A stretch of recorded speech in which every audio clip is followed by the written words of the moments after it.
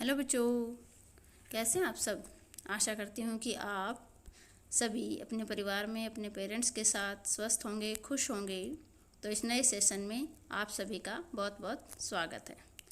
तो चलिए आज हम पहला चैप्टर स्टार्ट करते हैं। Concept of growth and development means वृद्धि और विकास।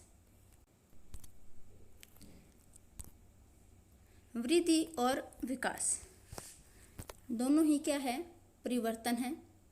दोनों में परिवर्तन होते हैं, लेकिन एक में क्या है कि मात्रात्मक परिवर्तन होता है और विकास में गुणात्मक परिवर्तन होता है। वृद्धि में मात्रात्मक मतलब आकार, संख्या, प्रकार, स्थिति, भार इत्यादि में परिवर्तन होता है, जबकि विकास में शारीरिक, मानसिक, सामाजिक, स्वयंगात्मक परिवर्तन होते हैं। तो वृद्धि और विकास दोनों क्या है, मतलब वृद्धि जो है विकास का एक हिस्सा कही जा सकती है। वृद्धि और विकास मतलब कभी कभी लोग समझ लेते हैं कि ये दोनों पर्यायवाची शब्दों की तरह प्रयोग होते हैं, परंतु जो वास्तव में ये दोनों अलग अलग होते हैं। विकास जो है संपूर्ण रूप से कार्यों और कौशलों में योग्यता अर्जित करना है, तथा वृद्धि जो होती है शारीरिक रूप से बढ़ोतरी होती है। उदाहरण के तौर पे हम लेते हैं कि जैसे बच्चे का छोटा बच्चा होता है तो उसके हाथों पैरों की वृद्धि होती है, लेकिन साथ साथ जैसे बच्चा छोटा होता है तो बैठता है, फिर चलने की कोशिश करता है, तो वो क्या हुआ, विकास का हिस्सा होता है। वास्तव में वृद्धि जो है विकास का ही भाग होती है। विकास तब तक संभव नहीं होता जब तक वृद्धि ना हो। उदाहरण के लिए बच्चे के हाथों पैरों के आकार में वृद्धि होने से ही बच्चा जो है कुछ चीज़ पकड़ना सीखता है, पेन पकड़ना सीखता है या कोई भी ऑब्जेक्ट जो है पकड़ना सीखता है, और उसके बाद उसमें लिखने की योग्यता आती है। अब हम देखते हैं कि वृद्धि का अर्थ क्या है। वृद्धि का अर्थ है कि जब हम देखते हैं कि जब मानव का जन्म होता है तो वह एक शिशु के रूप में होता है, अर्थात उसकी लंबाई, वजन सब कम होता है, लेकिन जन्म के बाद उसकी लंबाई, वजन, आकार बढ़ता है। उसके साथ साथ शिशु का क्या है, क्रियात्मक विकास, भाषा का विकास और संवेग का विकास भी बढ़ता है। तो इस तरह से वृद्धि और विकास जो है सामान्य अर्थ में मानव के शरीर के विभिन्न अंगों के विकास तथा उनकी कार्य क्षमता होती है। बालक के इन शारीरिक अंगों के विकास के उपरांत मतलब उसके बाद ही हम व्यवहार में किसी न किसी रूप में परिवर्तन को देखते हैं। वृद्धि से तात्पर्य होता है कि बालक का जो है शरीर और आकार में वृद्धि होने से होता है। इस प्रकार वृद्धि में व्यक्ति की जो मांसपेशियों की वृद्धि भी शामिल होती है। शिशु काल में जो है वृद्धि की गति जो है तेज होती है, लेकिन बाद में यह धीमी हो जाती है। अतः जो वृद्धि का बाह्य स्वरूप है जो बालक की उम्र के अनुसार मतलब हमें देखने को मिलता है, जबकि विकास शब्द जो है उन्नति से संबंध जो परिवर्तन होते हैं उनकी ओर संकेत करते हैं। जैसे परिपक्वता की ओर बच्चा बड़ा होता जाता है तो उनको हम मतलब विकास को हम देख सकते हैं, देख के पता लगा सकते हैं कि जैसे जैसे उसके व्यवहार में जो परिवर्तन होता है उससे पता चलता है कि इसका विकास हो रहा है।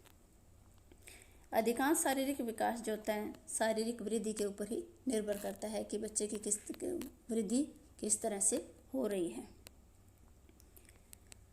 बालक जब माँ के गर्भ में होता है वृद्धि जो है उसी टाइम से शुरू हो जाती है, और जन्म के उपरांत उसके जैसे व्यवहार में परिवर्तन होने लगता है, शारीरिक, मानसिक, अर्थात बालक के शरीर में जैसे जैसे वृद्धि होती रहती है वैसे ही उसका जो व्यवहारिक ज्ञान है वो भी बढ़ता है। तो इसमें वृद्धि और विकास जो है साथ साथ चलते रहते हैं। बालक के शारीरिक विकास का उसके सामान्य व्यवहार पर पड़ने वाले जो प्रभाव होते हैं हम अपने परिवार या समाज में देख सकते हैं। जब बालक शैशवावस्था में होता है तो अपने आसपास की चीज़ों को अपनी जो है ज्ञानेंद्रियों के माध्यम से महसूस करता है तथा धीरे धीरे वह चलने लगता है, तो उसके अवलोकन का मतलब देखने का जो दायरा है वो भी बढ़ जाता है। इस प्रकार जैसे जैसे बच्चा जो है बड़ा होता जाता है तो अपने समाज की जो क्रियाएं हैं उनको भी ढंग से देखता है और उनसे सीखने लग जाता है। तो वृद्धि का अर्थ अगर हम सीधे तरीके से समझें तो वृद्धि व्यक्ति के संपूर्ण जीवन में होने वाले जो भी भौतिक या शारीरिक परिवर्तन है, दैहिक परिवर्तन है, वो आते हैं। वृद्धि के अंतर्गत होने वाले सभी परिवर्तन जो है मात्रात्मक होते हैं। मात्रात्मक का मतलब हम उनमें नाप सकते हैं, तोल सकते हैं। जैसे भार को मापा जा सकता है, हाइट है उसको मापा जा सकता है। तो इस तरह जो वृद्धि होती है वो मात्रात्मक होती है, अर्थात इन्हें माप सकते हैं। जैसे गर्भधारण से लेके वृद्धि जो है 18 या 20 साल तक की आयु तक जो परिवर्तन होते हैं वो वृद्धि के अंतर्गत आते हैं। तो सामान्य सी बात है कि गर्भधारण के बाद इस शिशु का जो आकार है, लंबाई है, भार में वृद्धि होने लग जाती है, जो किसके ऊपर निर्भर करती है? शिशु के पोषण और देखभाल पर निर्भर करती है। वृद्धि केवल मानव में नहीं होती बल्कि जीवों में भी और पेड़ पौधों में भी पाई जाती है। तो वृद्धि का अर्थ क्या हुआ कि व्यक्ति के शारीरिक अंगों के आकार और भार में वृद्धि होना। तो इसकी परिभाषा जो हरलोक ने कैसे दी है कि वृद्धि जो है मात्रात्मक परिवर्तन, मात्रात्मक का मतलब जैसे अभी बताया कि उनको माप सकते हैं, तौल सकते हैं। जैसे भार को है तोला जा सकता है, अगर बच्चे की हाइट बढ़ रही है तो उसको मापा जा सकता है। ये आकार और संरचना में बढ़ोतरी होती है। वृद्धि जो है परिपक्वता तक चलती है, मतलब गर्भधारण करने से लेके और परिपक्वता तक वृद्धि चलती है। इसको मापा भी जा सकता है और देखा भी जा सकता है। जैसे कोई बच्चा बड़ा होता है तो उसको आप लंबाई है उसकी देख सकते हो कि कितना लंबा है, कौन दूसरे बच्चा का जैसे कौन छोटा है, या किस बच्चे का भार ज़्यादा है, किसका कम है, तो इस तरह से हम इसको देख सकते हैं। वृद्धि जो बच्चे की आंतरिक अंगों और मस्तिष्क में भी होती है। मस्तिष्क में वृद्धि के साथ बच्चे की जो है कल्पना है, स्मरण शक्ति है, सीखने की क्षमता है, इनमें भी वृद्धि होती रहती है। तो हरलोक ने विकास की क्या परिभाषा दी है कि विकास जो है वृद्धि तक ही सीमित नहीं होता, इसके बजाय इसमें क्या होता है, प्रौढ़ावस्था के लक्षण की ओर परिवर्तनों का प्रगतिशील क्रम नियत होता है। प्रगतिशील क्रम का मतलब ये है कि एक जैसे बच्चा होता है छोटा, तो वो पहले क्या होता है, लेटा रहता है, अपने सिर को उठाना सीखता है, फिर वो थोड़ा सहारे के साथ बैठना सीखता है, फिर बिना सहारे से बैठता है, फिर थोड़ा थोड़ा चलने लगता है। तो इस तरह से जो है एक मतलब लगातार जो चलने वाला क्रम है वो विकास कहलाता है। विकास के परिणाम स्वरूप व्यक्ति में नवीन विशेषताएं और योग्यताएं आती रहती हैं। तो विकास का अर्थ जो है गुणात्मक परिवर्तनों, वृद्धि क्या थी, मात्रात्मक परिवर्तन, और विकास क्या है, गुणात्मक परिवर्तन के द्वारा उसके विभिन्न कार्य करने की क्षमता में, कौशलों के लिए जो अर्जित योग्यता होती है उसमें विकास होता है। विकास का अवलोकन उसके व्यवहार के द्वारा किया जा सकता है। हम इसको माप नहीं सकते, तोल नहीं सकते, सिर्फ हम बच्चे के या किसी के भी व्यवहार को देखकर मतलब उसकी परिपक्वता का अंदाज़ा लगाया जा सकता है। शिशु के शारीरिक आकार और मांसपेशियों में जो बढ़ोतरी होती है वो वृद्धि होती है, परंतु शिशु के जो घुटनों के बल चलता है, फिर पैरों पर खड़ा होना, चलने कूदने की जो योग्यता है, ये वृद्धि के साथ साथ क्या कहलाता है, विकास कहलाता है।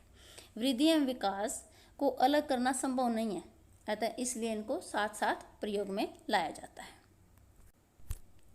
अब देखते हैं कि फ्रैंक ने क्या परिभाषा दी है। फ्रैंक के अनुसार क्या वृद्धि को कोशीय वृद्धि के रूप में प्रयुक्त करते हुए कहा है कि शरीर एवं व्यवहार के किसी भी पहलू में होने वाले परिवर्तन क्या कहलाते हैं, वृद्धि कहलाते हैं। लेकिन समय की दृष्टि से व्यक्ति में जो परिवर्तन दिखाई देता है वो क्या कहलाता है, विकास कहलाता है। गैलेस ने क्या कहा है कि विकास एक प्रकार का परिवर्तन होता है जिसके द्वारा बच्चों में, बालकों में नवीन गुणों और क्षमताओं का विकास होता है, कि नए नए गुणों का विकास होता है। और विकास क्या है कि जन्म मतलब गर्भावस्था से लेकर मृत्यु पर्यंत चलने वाली प्रक्रिया है, ये लगातार चलता रहता है, विकास रुकता नहीं है। वृद्धि एक निश्चित समय पे आके रुक जाती है। नेक्स्ट है हर्बर्ट सोरेंस ने क्या कहा है, सोरेशन ने, कि विकास का अभिप्राय परिपक्वता तथा कार्यपरक सुधार की वह प्रक्रिया है। मतलब परिपक्व जैसे जैसे व्यक्ति परिपक्व होता रहता है और उसके कार्य प्रणाली में सुधार आता रहता है, जो संरचना एवं स्वरूप में हो रहे गुणात्मक और परिणात्मक परिवर्तनों के फलस्वरूप होती है। विकास जो है विवृत्ति की अपेक्षा गुणात्मक परिवर्तन का विशिष्ट द्योतक है। मतलब कि वृद्धि जो है वो मात्रात्मक है और विकास क्या है, गुणात्मक है, मतलब गुणों में परिवर्तन होना उसके। ईरा गॉर्डन ने क्या कहा है कि व्यक्ति का विकास एक ऐसी प्रक्रिया है जिसका प्रारंभ जन्म के समय से ही शुरू हो जाता है और तब तक चलता है जब तक व्यक्ति पूर्णता को प्राप्त नहीं कर लेता, मतलब आखिरी समय तक, जब तक व्यक्ति की मृत्यु नहीं होती तब तक चलता रहता है। दूसरे शब्दों में अगर हम कहें तो व्यक्ति जो विकास व्यक्ति के अधिकतम संगठन और एकीकरण की पूर्णता की प्रक्रिया है, मतलब जन्म से शुरू होकर मृत्यु पर्यंत चलने वाली एक प्रक्रिया है। तो आज हमने जाना कि वृद्धि क्या होती है और विकास क्या होता है। तो इसकी अलग अलग जो है परिभाषाएं दी हुई है अलग अलग ऑथर के हिसाब से। तो इसमें से जो आपको आसान लगती हो, ठीक लगती हो, वो आप लिख लेना और याद कर लेना। तो इस चैप्टर को समझने के लिए, मतलब ग्रोथ क्या है, डेवलपमेंट क्या है, मतलब वृद्धि और विकास क्या है, इसको समझने के लिए इस पूरी वीडियो को आप पूरे ध्यान से देखना, तभी आपको जो है आगे का चैप्टर समझ आएगा, क्योंकि ये जो है बेस है आपके चैप्टर का। अगर ये आपको वृद्धि और विकास क्या है ये दोनों अच्छे से समझ आ गया तो आगे का चैप्टर भी आपको आसानी से समझ में आ जाएगा। इसलिए आप इस पूरी वीडियो को ध्यान से देखना और इससे संबंधित जो है नोट्स अपनी कॉपी में बनाना। कल हम करेंगे कि वृद्धि और विकास में अंतर क्या होता है।